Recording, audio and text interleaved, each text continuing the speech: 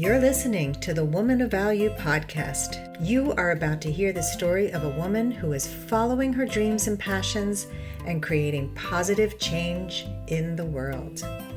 One of my students, he really wanted to become a soccer player. Like, that is his big dream. He was from Brazil and he's great at it. Like, his whole life, that's what he was thinking about. But his parents really wanted him to study business and marketing and just, go that route. Then I kind of just blurted out, I was like, man, like you really have to amplify your dreams. You cannot just be put in a box and think about, only what your parents want from you. You have to be, in a way, a little selfish, quote unquote, and think of what you truly desire. And then once I said amplify your dreams, I was like, that's going to be the name of my business, because I was sitting and thinking, like literally writing in my journal so many names and then scratch. But when I blurted that out, I was like, that's the name of the business. Welcome back to the Woman of Value podcast. My guest today is Yasemin Inal. She's a professor turned entrepreneur. She started her company, Amplify Your Dreams, back in 2012 when she discovered her passion for coaching. She is a certified high performance coach, an international speaker, and a podcast host of Brave Visibility. She loves empowering ambitious, big-hearted entrepreneurs, professionals, and high achievers to get out of their own way and amplify their dreams so they can thrive personally and professionally. She lives in Raleigh, North Carolina with her husband and her 3 kids, and she is a total musical theater nerd. She loves spending time by the ocean or in the mountains, and she loves all things chocolate, just like me. I love it. Welcome, Yasemin. So good to be here. I am so excited to be on this podcast. Thank you so much for having me. Thank you. So we always start with what a woman of value means to you. Yeah. I really love the name of your podcast. I was thinking about it, and the one thing that popped up in my mind before I even, came here today is, I think sometimes throughout our lives, we search for value outside of ourselves, right? Whether it's like success in school, success at work, throughout our lives from childhood on, I think. And then we may come to a stage in our lives where we realize it was already within us, right? That worthiness, that power was already inside of us, but we were looking for it outside of us. So, that's the first thought that comes to my mind. And in terms of women of value, or just even humans on a human level, right? I think we are each of us are born with something, right? We are born with that value. The fact that we made it into this world, out of so many other options that could have been here instead of us, I think that is already proof that we are meant to be here. And if we can tap into that and remember that on a more frequent level, I think we can really realize, our lives are, our stories are to be written, and we are here to make a difference. I love that. Well, I love that you talk about the inherent value in each of us, and that many of us don't believe that, that we have these gifts, that we have something special. And I remember when I first started dating coaching, and I would ask women, well, what's special and unique about you? And they would not be able to answer, I like my hair, it was just nothing would come, because so much of our lives we've been kind of pushed down and suppressed, and don't talk about yourself, and just fit in, fit into what society wants or what your parents want. So, I love that you're encouraging people to look within and say, I already have this. I'm already special, right? Yeah. And it's funny you mentioned, like, I like my hair. It's really interesting, because growing up, I think I always saw my hair as my greatest asset, because that was the thing people would always comment on, right? At school, outside, people would be like, oh, you have gorgeous hair. Like, what do you do with it? Like, what products do you use? Right. And honestly, I was like, I've always been pretty like, maintenance was important, but I wouldn't spend hours doing my hair. I would just take a shower and kind of sun dry it, and, and then in college, when I embraced my faith and I decided to wear a scarf, I noticed how things shifted. And I remember feeling at certain times like people couldn't see my worth. I remember that. And I was young. I was 18, 19 when I decided to wear a scarf. So it's very interesting that you mentioned that, because I had to really work on my character, on my heart, on my soul. And I remember even people in my life telling me it's going to be a hard ride. Like, you're making life difficult for yourself. And it forced me to to work on myself more, because I kind of felt I couldn't offer more. It was a weird thing going on in my head. So I just wanted to kind of mention that. Yeah, no, it's an interesting thing. And I know it's weird that I talked about hair, since you cover your hair. And for people who can't see the video, can you tell us a little bit about the decision to cover your hair and, about your belief system? It's actually, something that I grew up as a Muslim. I'm originally from Istanbul, Turkey, but I didn't really know much about my faith. I grew up in a very secular environment, and my dad was a doctor, just very scientific, believed in God, but it wasn't like something that was always spoken about. But I did always have like that connection to God. Like, to me, that was like my creator, but all my life, I would say I've never been religious really, but spiritual. And I found my faith in the US, in Athens, Ohio, of all places. Like, it's a small town, college town. And I just had this epiphany like I met some people and I saw like just kind of different visions. And I decided that, I don't want to, I believe in it. I want to observe modesty, if you will. And I started it that way. However, there have been ups and downs in my life. My idea has shifted over the years, and I don't think of it as something like, oh, it has to be done. Otherwise, you're not a great creation of God, right?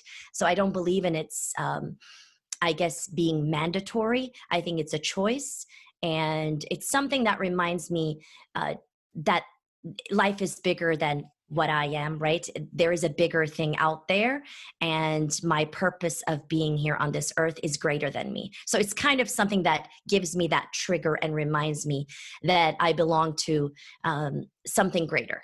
So that was I think that's the reason that I continue, even though there's struggles in the way, I still continue to hold on to it. And as long as it doesn't cause division, and that's something I always preach about, and I'm so blessed to have in my audience people of all faiths, all backgrounds. And something I always preach is like, we are to be united, and that's what I always believe in.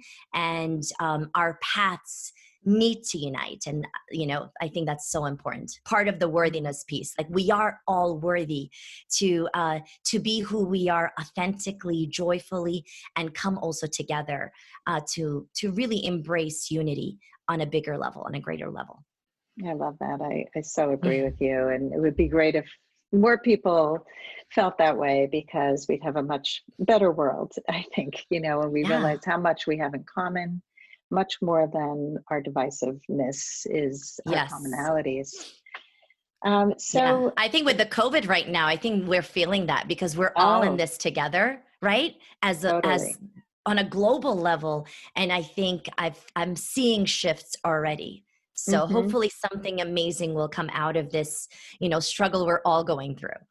Yeah, I think there's a softening, and there's a lot of kindness, acts of kindness that we're seeing, so and much from all over the world. Yeah, it is a beautiful thing. All right, so Yasemin, take us to that aha moment, because when you discovered your value, because you're here as a woman of value, somebody who has found her purpose and is helping others with theirs. But it's not always that way, right? We all go through changes. So take us through an aha moment in your life when you realized that you needed to make a change and claim your value. I love that. And I just want to preface it with like, I don't think like we find it and it's always forever with us. Sometimes we might go through dips and re I know in a way reclaim our value, right? It happens to so many people at different stages in our lives, I think. When we go through different transitions, like becoming a mother, you know, hitting maybe middle age, right? Different times of our lives, we might go through those dips. So for me, I remember very clearly. So growing up, I'm just going to give you a little bit of background. I'm the youngest of three girls in my family, and between me and my older sister, there's 8 years difference. So growing up, I knew that I was the pleasant surprise, and I actually found out at a very early age that my mom tried to have an abortion with me. Right? This is something I could not talk about before because I had not healed those wounds yet. And it was very, like I would have been bawling, you know what I mean? Talking about it. But I have been able to do inner work and just really be able to heal those wounds that I didn't even know were there. So growing up with that, knowing that it was hard for my mother, she was dealing with a lot in her personal life, and she just did not want to be responsible for another child, basically, right? And I also know that when I was born, she actually felt really bad about the fact that she tried and, she went to her doctor. There was something going on that was, physically it wasn't a good option for her. That's why the doctor refused and told her, you have to keep this baby, just be careful after this one, right? So knowing that, and my mom kind of reminded me of those things at moments when she was angry, right? I remember hearing those things and I would be like, so why did you have me if you didn't want to have me, right? But I also knew the regret that she felt when I was born, and she saw me and she told me that. She said, you were so beautiful. And I felt ashamed of myself for wanting to not give birth to you. That there was always that, I guess that like shakiness there, right? Like, okay, yeah, so she loves me not, like that kind of thing. But then I had, I believe, sometimes something is taken away from us, but then we're blessed with something else. So amidst that, I was blessed with a dad who loved me unconditionally, with just so much love. And I was blessed with that. I was blessed to have him with me throughout my life till I was 18. I lost my father when I was 18. So growing up as a child, I was able to go there, next to him and sit down and, talk to him about anything and everything without being judged. And so I had that growing up. And I remember, I think one of the pivotal moments was when I was sitting next to my dad. So my dad was originally Greek, originally from the island of Crete.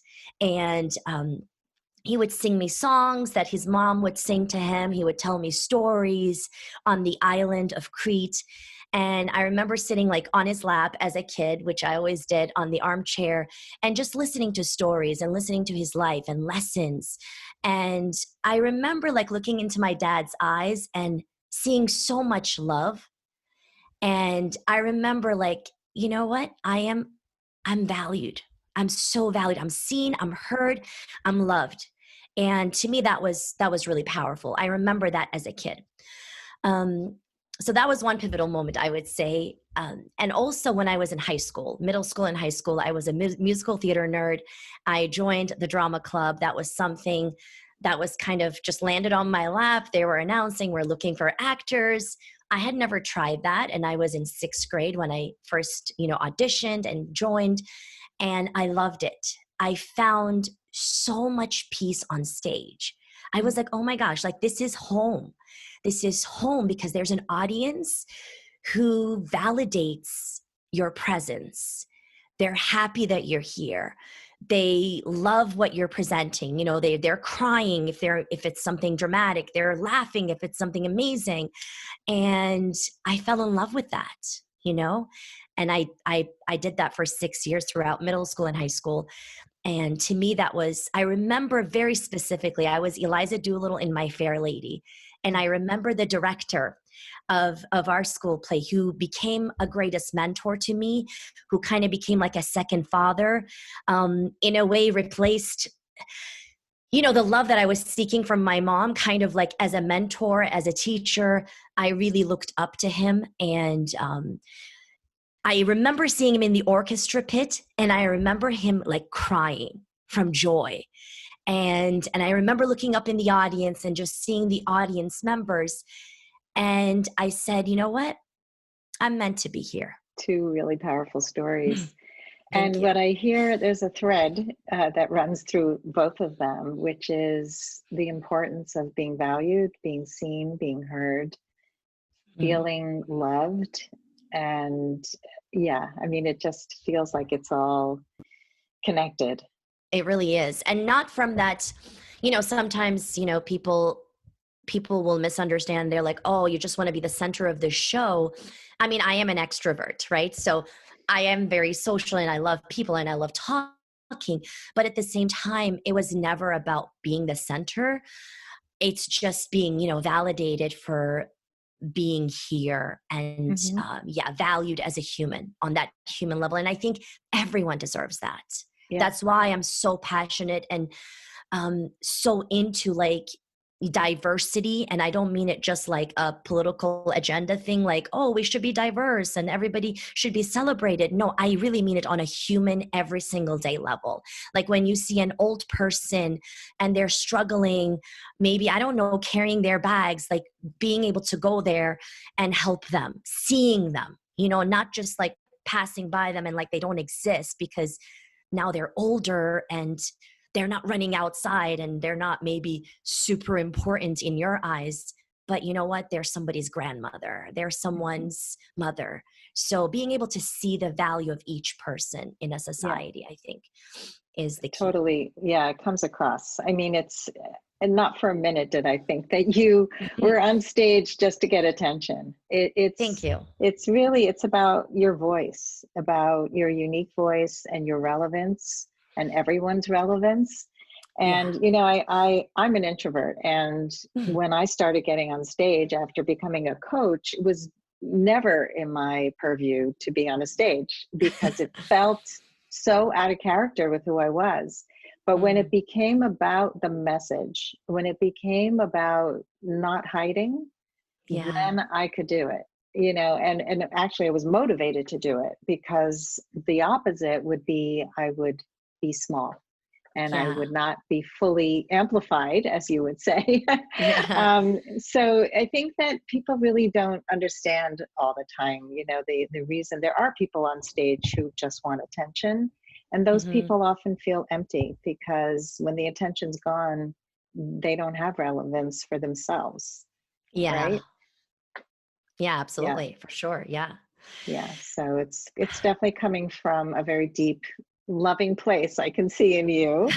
Thank you. And so speaking of which, let's talk about your leadership style, because I know that, you lead with it's not about overpowering people. It's not about control, but tell us a little bit about your style and how it evolved over time.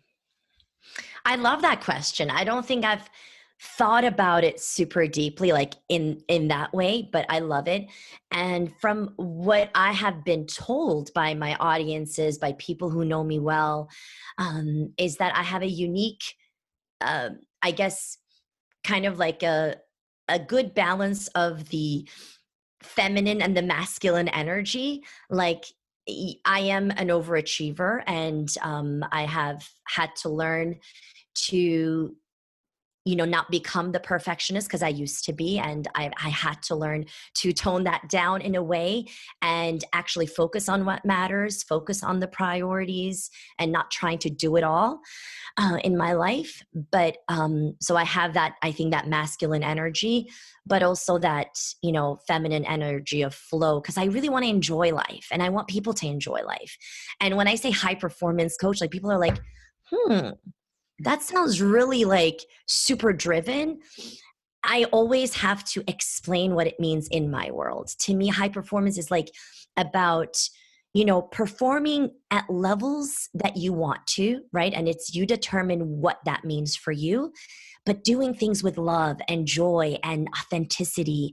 And I know these are like big buzzwords, but I really mean them at the linguistic level.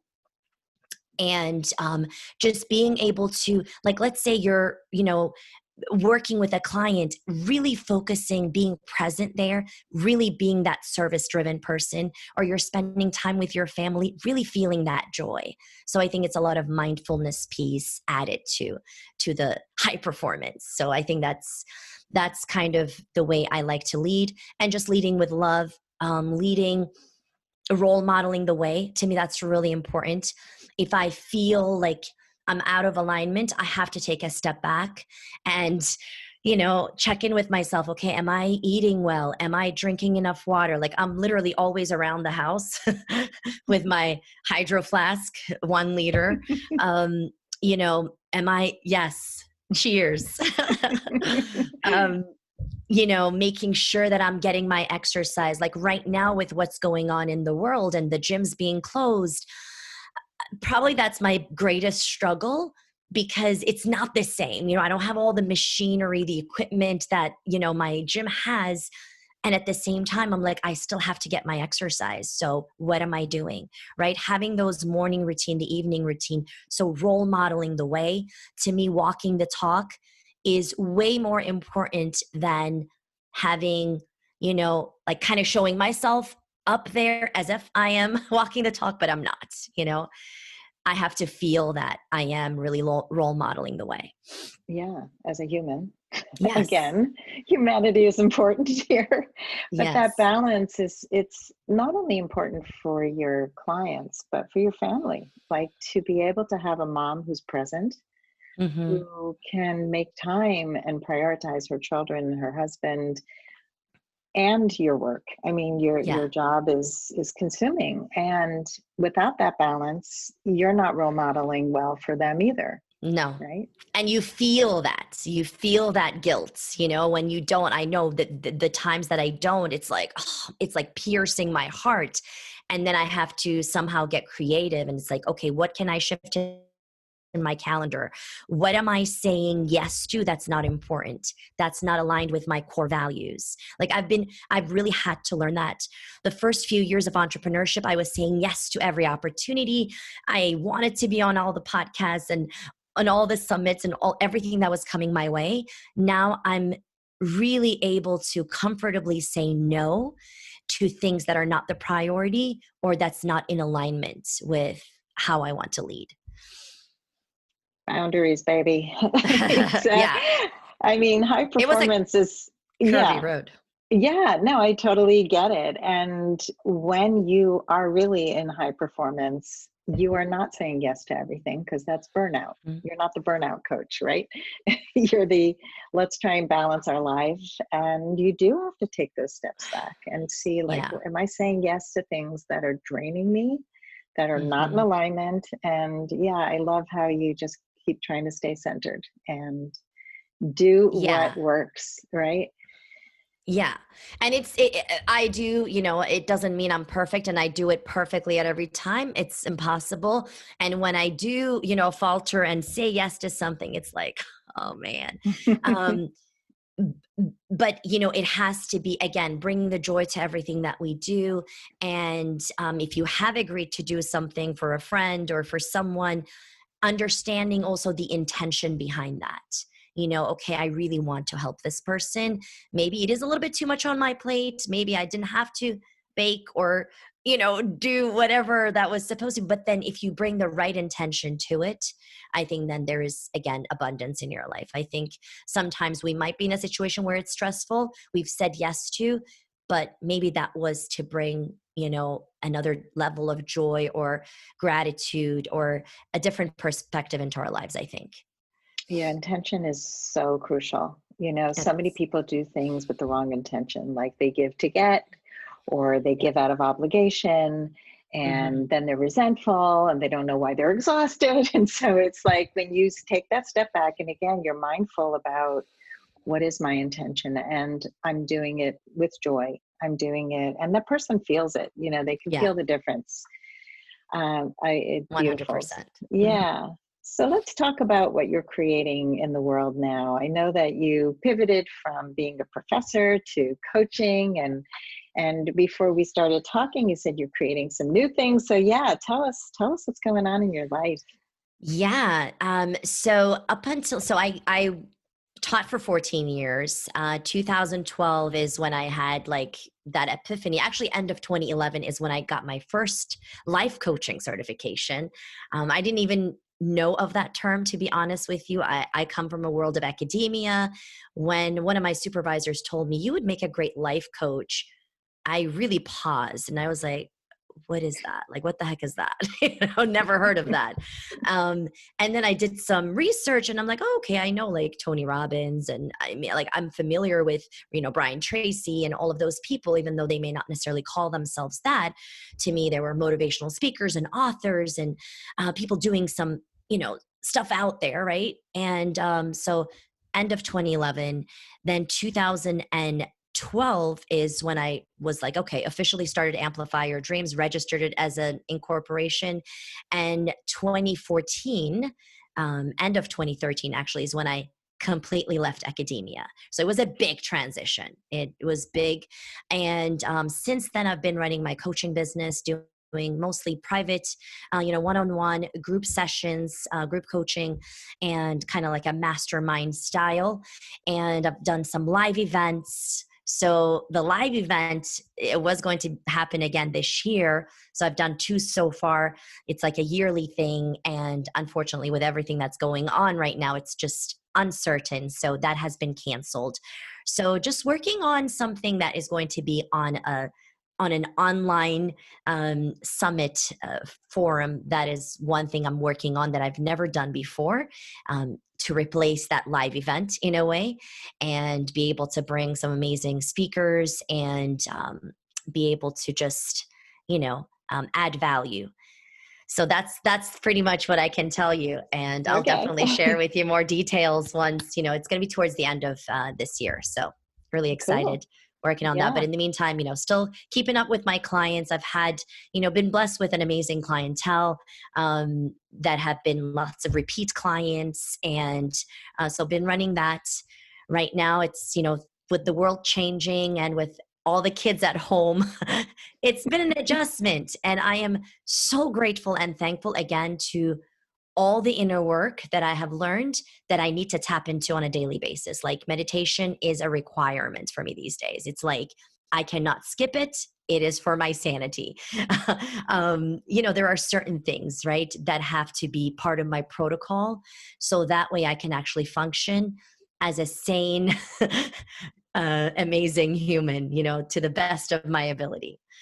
Yeah, I mean, all those things, the water, the exercise, the eating Hmm. healthy, self-care. I'm finding during the pandemic that people who had neglected self-care are now so focused on that being so crucial at this time, because if we don't take care of ourselves, and all the time, we can't function, we Yeah, can't give, we can't be our best in the world, first to ourselves and then to others. And so yeah, but that's exactly. exciting. It's exciting Hmm. to see you pivoting to something new.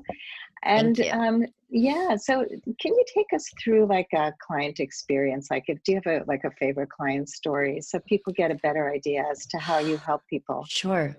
Sure. I mean, I have many favorite clients. It's so hard to pick, but there is some who become like that long lost sister that you never had, or just someone you really feel very close to. So I definitely have such success stories where someone you know comes, right. So I'll give an example without identifying who that person is, but I've had this kind of clientele over the last several years, where they're high achievers. They've done everything right, in terms of like studied and, pursued their careers and gave it their best and productive and, doing it all kind of thing. And then they realize they've neglected themselves, right? They've been giving so much and pouring so much out into the world, but they've neglected, like you were saying, the self-care piece was missing. Just the boundaries were non-existent, right? Where they were always in that giving mode and they could not pause and say, what are my needs right now? What is it that I want to work on? What are the big dreams that I had for myself when I was a kid, right? And I always want to tap into those because when we're kids, I have a 6-year-old and I love like having deep conversations with her. And seriously, I can have some deep conversations with her because the imagination, the just, you can see literally light coming out of their eyes, right? That brilliance. And somehow, somewhere down the line, that gets lost. And I always love to be able to tap into that with each and every single client, like what are those dreams that we need to unearth that unfortunately have been kind of, put, under all of this stuff because of so many things you had to do. And just unearthing those big ideas, big visions of who they want to become. Within the coaching that I do, it's all about who you're becoming to achieve the things that you want to achieve. You want to become the author. You want to, you want to write the book. You want to become, be on stages, right? But what is it going to get you there, right? What does it require of you as a human to become that best-selling author, to become that, speaker that everybody wants on their stages? So I think getting back to the core values, those are things we definitely tap into. Just so much to uncover, in every single human. And unfortunately, these are not things we talk about at a dinner table, right? Most people don't want to go there because these are deep topics and most people don't want to go into that. It's too much to think about. Yasemin, why did you call your business Amplify Your Dreams? Yeah, so it actually happened while I was teaching. One day, it just came out, and I was teaching at NC State University to a group of students. So these are international students who come to the U.S. and they're admitted already into a program of their choice, whether it's engineering or business, but they have to first finish the required academic English classes, right? So that they're up to par with their, native speaker friends, right? With their native speaker peers, if you will. And so I was always teaching the listening and the speaking classes. And one of the things that one of my students, he really wanted to become a soccer player. Like that is his big dream. He was from Brazil and he's great at it. Like his whole life, that's what he was thinking about. But his parents really wanted him to study business and marketing and just, go that route. And so we were just having this discussion and he gave his speech and all of that. And then I kind of just blurted out, I was like, man, like you really have to amplify your dreams. You cannot just be put in a box and think about, only what your parents want from you. You have to be in a way a little selfish, quote unquote, and think of what you truly desire. And then once I said amplify your dreams, I was like, that's going to be the name of my business. Because I was sitting and thinking, like literally writing in my journal so many names and then scratch. But when I blurted that out, I was like, that's the name of the business. Because I think that's what I always preached about. So I was like, that has to be it. It's a great name. It's a great story to go with it. Thank you. I think, when you're in tune with your intuition, you just know. Because it is hard. I've come up with so many business names, and when you get it, it's like, oh my God, that's it. And it was crazy to find it available, the domain name, and finally it's trademarked after so many years.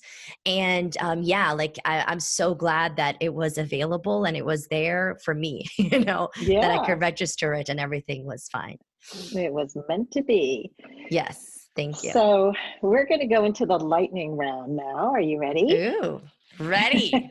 Bring it on. All right. We have a bunch of quick questions and then we're going to wrap. Okay. I used to think I wasn't blank enough. I wasn't smart enough when I was in elementary school, and I wasn't into math or science, but I was into other things. And that was the thing that was valued. And especially the males in the class would kind of make fun of the girls at that time, for not getting the problems right. Yeah. Hmm. Boy, school really messes us up. But I was able to get over that, thankfully. That's Once I good. found theater, I was like, you know what? I'm not great at math, but I can use a calculator and I don't need it. I can do basic stuff in my head. For the rest, I just use my calculator, It's like, I don't have to be dividing all this stuff. No, you don't need algebra and calculus when Yeah. you are not majoring in that. And I think this is something that really can destroy so many children, where they are so valued by the grades that they get, and they have to be great at everything. So that gets my goat. It does. Yeah. I'm glad that you found your value and didn't care that you didn't have to be great at math. Yeah. What was next question? What was the number one thing holding you back from becoming a woman of value? I think at times was myself, because I'm the kind of person, I think I've done a lot of things in my life where I challenge the boundaries, but there were times, I don't know, like, is that appropriate? And yeah, I had to challenge certain boundaries, and I say that, like, culturally, religiously, on every level, where I would be like, yeah, it is perfectly fine. I was created to do this. Mm-hmm. So I really had to, like, remind myself that it's okay for me to be doing whatever I desire to do. So I remember, like, one of the first moments where, because I love exercising. I've always been active since I was 14. I loved, doing stuff. So I remember taking ice skating classes at Ohio University. So we actually had ice skating class, which is pretty fun. They had a rink on campus. And I remember going to class as a sophomore, and I remember the whole class just staring at me, right? I'm in my, like, gym clothes, and I have my scarf. And that was like a weird thing at that time. We're talking about 1990s. Everybody thought I was a nun, and I really don't dress like a nun, but they thought I was a nun. And I would always have to answer questions, but they just thought it was so weird that I was ice skating. And I was like, get over it, people, just get over it, like, literally a few people, they're like, oh, that's really interesting, Yeah. It's just having the courage to be yourself. And even though people are going to possibly laugh at people who are not exactly like them, I think it takes tremendous courage to follow your bliss in spite of it not being popular. Yeah. Or of course, now the times have changed, right? Now representation matters. Everybody's doing and I love seeing that. I think it is important. It's important for kids to be able to see that as well. To say, no matter what color you are, what you're, whatever it is, right? You can do whatever you put your mind into. And that's why we love people like Oprah. We love seeing that, because it tells you so much about, like, possibility. It's really a representation of possibility. Yeah. No, I totally agree. Just the show Unorthodox just popped in my head. Did you see that on Netflix? No, I'm going to write that down. I would love to see it. Oh my God. Where is it? Netflix? I think it's on Netflix. Okay. It's a series based on a book, a memoir, a true story about a woman who left the extremely religious Jewish Hasidic world of the Satmar Hasidim in Williamsburg, Brooklyn, and went to find herself. She went to find her voice. And this your story reminds me of her in many ways, because she went against the grain. She did her own thing. She did things that nobody had done before her that she knew. And it's such a beautiful story on so many levels. I have to check it out. Yeah. I love All that. right. Thank you. Yeah. Next question. What is the best advice you can give to a woman who wants to become more empowered? I love that question. So for me personally in my life, this is something that has helped me. And I would love people to see maybe ask themselves something that would resonate with them, right? Because this is something that has helped me. That, for me, like, two questions, like, in a way, like when I was trying to find my worth, is like, my value is how I talk to myself, like what I think of me, right, matters more than what people think of me, right? So always remembering, what do I think of myself, right? So my connection with myself, basically, two connections that matter to me the most: connection with myself and connection to my creator. So this is, for me, it has allowed me to do things on a level and not worry about what people think, because as long as I can have those two connections, really nothing else matters. So I'm sure some people can relate to that. And otherwise, another thing that comes up is like, for people to just really looking for that value inside of them, because once you have that peace inside, it is going to be reflected in the outer world, right? Your inner world is reflected in your outer world. So I think, through different exercises, through different things, even writing out things that you appreciate about yourself when you might feel down, right? When you might feel like, oh, like I can't, like where you might feel like your value is not there for you, like you're looking for some validation, writing down things that you love about yourself, right? So I that's love an that. exercise that helps. Yeah, that's a great exercise. I just recently posted in my Facebook group, Your Last First Date, which is my dating coaching site. Yeah, I love that I name. posted, thank you. I posted a question about looking within at places where we have triumphs, like where you've gone through struggles before, because I know so many people are struggling with COVID-19 and quarantine and all the fears and everything. And it's like, if you can look at places where you have gone through a crisis and who did you become? I think that's an important thing to look at. So, I mean, the stories that people were sharing of surviving cancer and surviving the loss of a spouse, and I became a stronger person, and, COVID-19 is hard, but cancer is harder. It's like perspective, having perspective, but also seeing like I've conquered things, I've come through, and I've become stronger. And I think we need those reminders, right?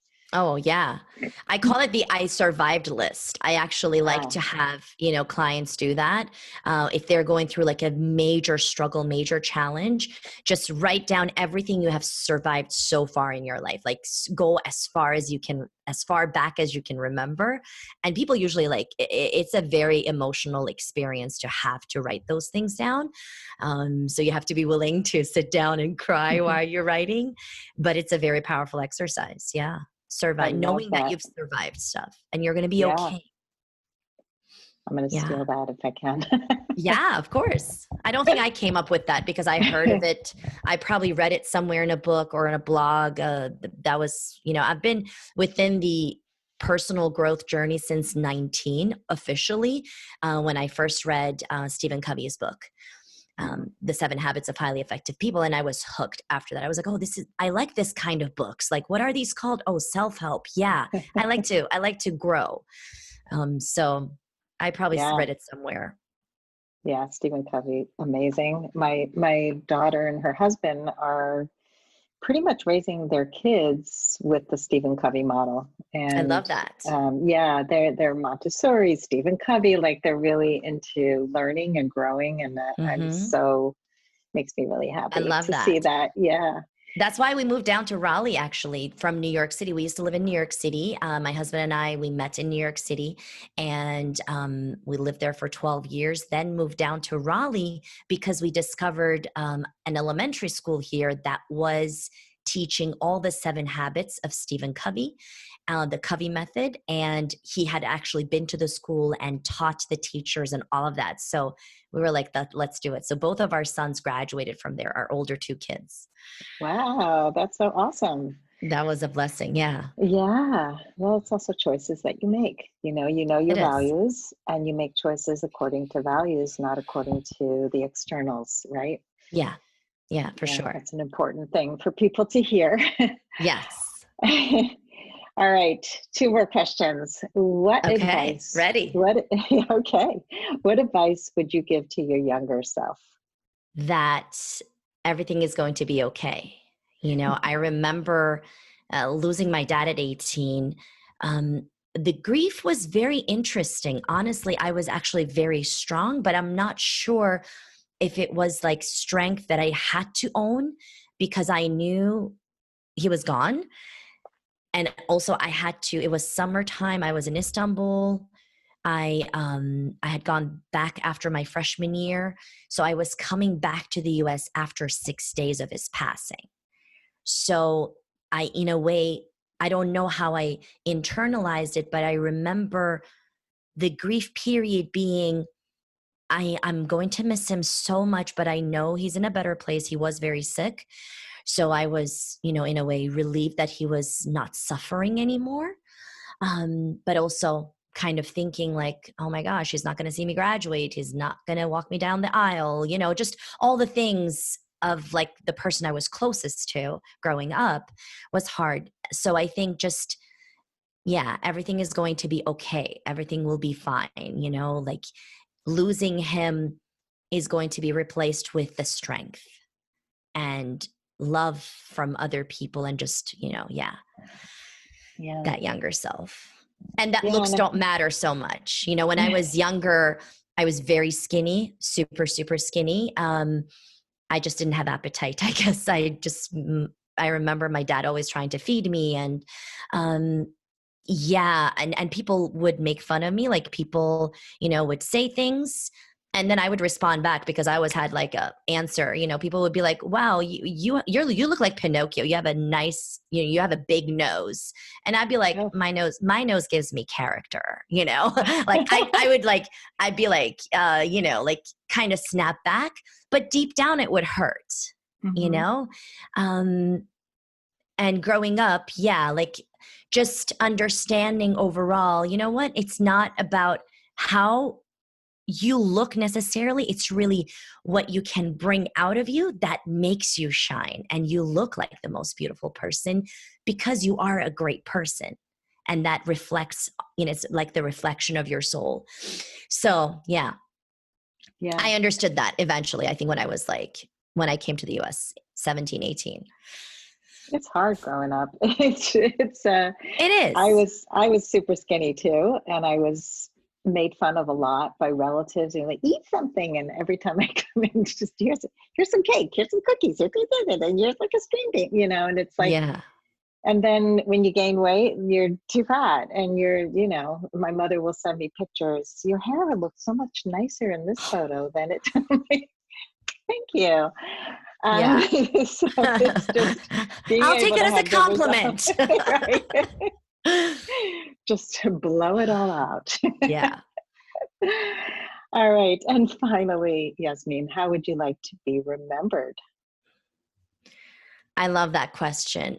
I want to be remembered as someone who really uplifted humans around her and uplifted humanity in general. To me, that is so important.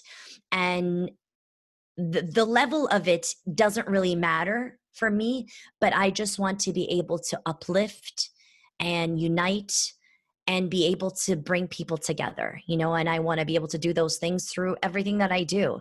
To me, that is so important.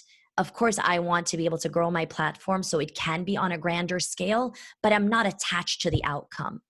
I just want to know that I have done my best throughout my journey. To me, that's what matters more than necessarily the statistics. Beautiful. Well, you are doing so much good in the world, and I really have enjoyed knowing you and having you on the podcast. This has just been a great conversation. It's very uplifting, and I know that you will definitely affect and uplift and amplify other people who are going to be listening to this podcast. So thank you so much. Thank you. Thank you, Sandy. Thank you for the work that you're doing. I want to honor that. And thank you for your friendship. And, it's been a pleasure being here with you and chatting with you. Thank you so much. If you would like to step more fully into your value, grab a free copy of The Ultimate Guide to Becoming a Woman of Value on my website, thewomanofvalue.com. Just click the link at the top of the homepage. And if you haven't already done so, be sure to click the subscribe button in your listening app. And if there's something in this episode that inspired you, please share it with others, because the more we share these inspirational stories, the more women of value we will have in this world. I'll see you next time.